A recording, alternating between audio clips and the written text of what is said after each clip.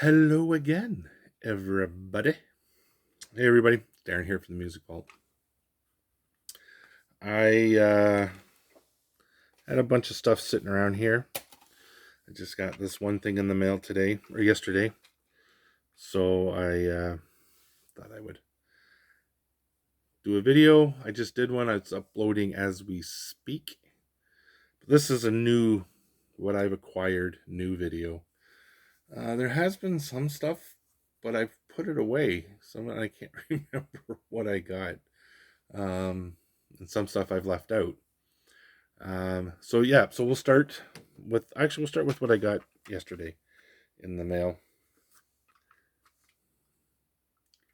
Rush Moving Pictures. I don't know. It's Anthem Recordings.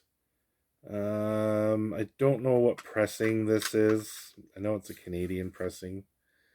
I got it from a guy out in BC from Nanaimo, named after the Nanaimo bars. So I finally got a hold of a copy of Moving Pictures. It was a decent price too. I think I paid like 15 or 16 bucks for it.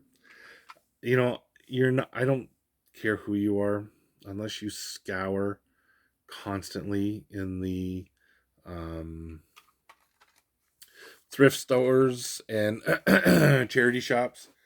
You're never going to find these things for anything less than people think that they're going to get rich off of selling a cassette.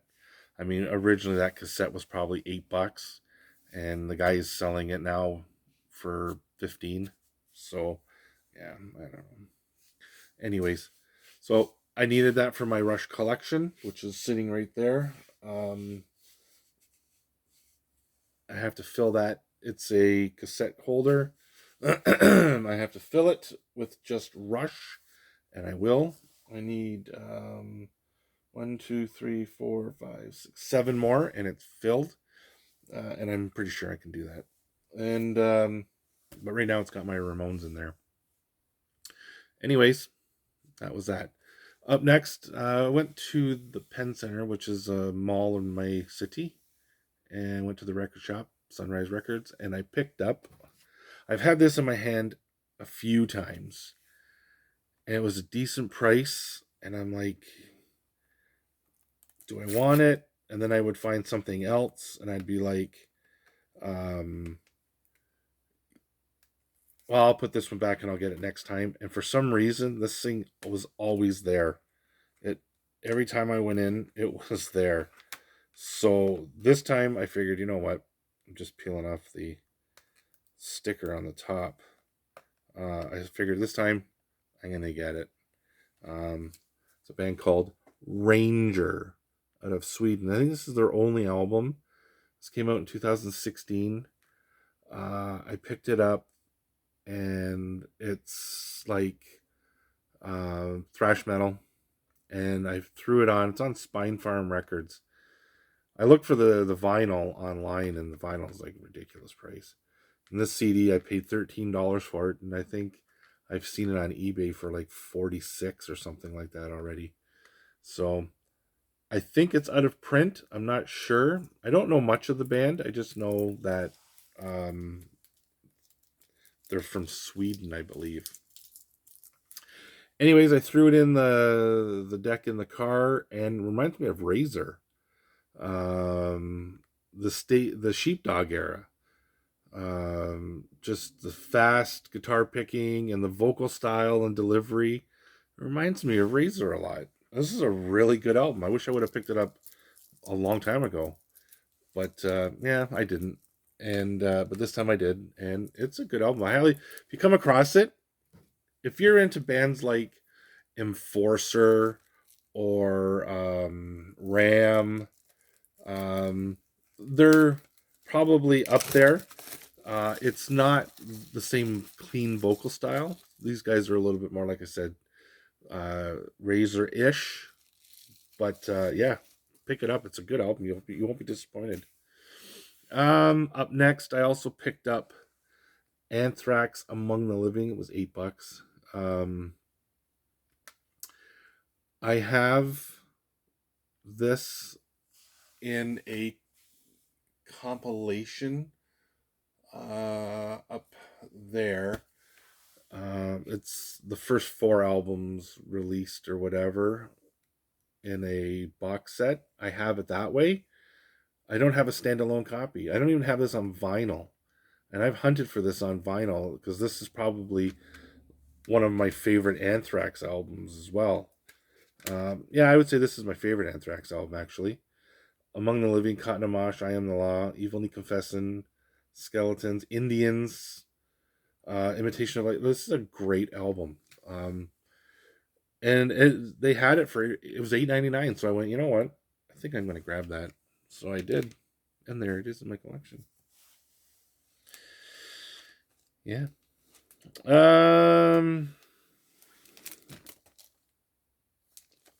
Aerosmith. Complete the story of Aerosmith. This is I have another one.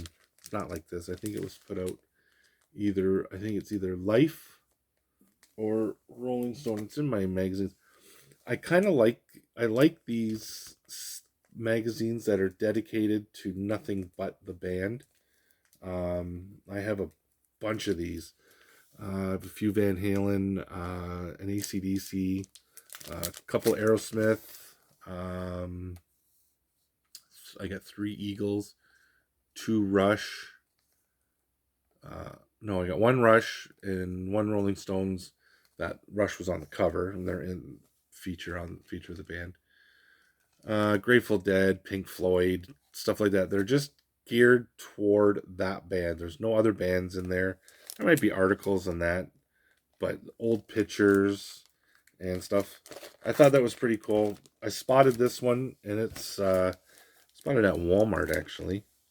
They're not cheap either. They're 17, 18 bucks up here in Canada. But I figured, what the heck? You know, I like collecting them. They're part, and I keep them in these magazine, like, you know, your records. Same thing. Another one I got was Motley Crue. I was really surprised to see this. And this is the story of Motley Crue, the unofficial story of Motley Crue. They're another one. Their first 2 albums were absolutely amazing. Again, going back to that 1, 2, 3 album challenge, like Show to the Devil, second album, my favorite album from them. Everything else, it's just first 2. But yeah, you know, Motley Crue. They're the story of rock and roll, sex, drugs, and rock and roll, and death, and back to life, and then back to death, and then back to life again, and you know. All right, so I got some Eagles. This is the Long Run. I picked this one up because it was cheap, and it's a minty, fresh Canadian pressing. Only to bring it home to find out that I have another one. But the album cover is very different. Yeah, this is like a, I don't know what they call this, a matte. And the other one is like a satin finish. It's really shiny. So 2 versions of the same album, the same country. I'm a collector. I don't care. It was cheap. I only paid $10 for it. It's not like it broke the bank. Another one I got was Marillion. I like this band. This one is called Reel to Reel. It's a live album, I believe. Recorded at the Spectrum, Montreal, Canada, June 19th and 20th, 1984. That's side 1. Assassins, Incubus, Cinderella Search. And then side 2 is Leicester de Montfort Hall, March 5th, 1984 in England. And they Forgotten Sons, Garden Party, and Market Square Heroes. I like this band. I really do. Another progressive rock. And this was in decent shape too. I picked it up at the flea market. In pretty decent shape. Not like that Eagles is way better shape. The vinyl's in really good shape. And that's all that matters. when you're buying used albums. You just want the album to be 100%. I don't like my best friend. He likes the pops and the little ticks. They drive me nuts. I like when I drop it on. You hear the when you drop it first foremost, and then it's just smooth sailing the rest of the time. I like that. Too many pops and surface noise. It's a frisbee to me. So when I usually go buying vinyl, the album could be the cover can be in perfect condition, but if the vinyl is crap, like garbage, it's not worth the money. Because then usually somebody wants 15-20 bucks for it, and it's a ripoff. Oh yeah, this one I didn't even know was out. Again, not keeping up with the Joneses. Brand new Tomb Mold. The Enduring Spirit. After a 4-year hiatus, the return of Tomb Mold is here. Intensely progressive death metal. And this one is Baby Blue Black Galaxy Swirl. Who wants to see it? I know you do. Well, guess what? I'm going to show you. It's really cool, actually. Look at that. That's pretty neat, eh? I don't know the baby blue. Well, maybe, I guess. Maybe it looks more gray to you guys, but in the light it might be. To me, you can see the baby blue, but it does a little more gray. It's a smoke color. I haven't played it. I don't know why. I haven't played it. But I like Tomb Mold. I have their first couple albums. This is, I think, their third, I believe. They're like Gate Creeper. I think these guys actually are Canadian. Tomb Mold. I get them mixed up. Tomb Mold. This is on 20 bucks spin as well. It's either Tomb Mold or Gate Creeper. One of them. I think it's Tomb Mold. I think they're from Toronto. Toronto. Yeah, the cover's pretty cool too, eh? Yeah, I dig that. Then I knew this was out, and I was gonna buy it, and then it was gonna cost me an outrageous amount of money, and I'm like, I can't do that. And then I was watching somebody's channel, and they put it up, and I went, no, I gotta buy it. And that is the second album from the Glorious Dead. I'm gonna love this band. And yes, I paid way too much money for this. However, I don't think I have it in here. No, I have it up there in my singles, but it comes with a CD as well. So I'm like, you know what? I think I paid $70 for it with shipping. It's well worth it. It's freaking Tomb Mold or The Glorious Dead, and it's got Marty Worm in it, and TJ, I think it's TJ Homsky. He's from a band called Feast Eternal. The other two guys I'm not familiar with, but they are all on this album too. This is the first album from the Glorious Dead. Yeah, TJ Humlinski. Sorry, Humlinski. And then Chris Boris, Chris Fulton, and then Marty Reitkinen. Marty Worm. I'm sorry if I butchered your name. I didn't mean to. But yeah. And you can tell they're just a couple old guys playing gritty, dirty death metal. And it is such a good album. I've spun this a few times.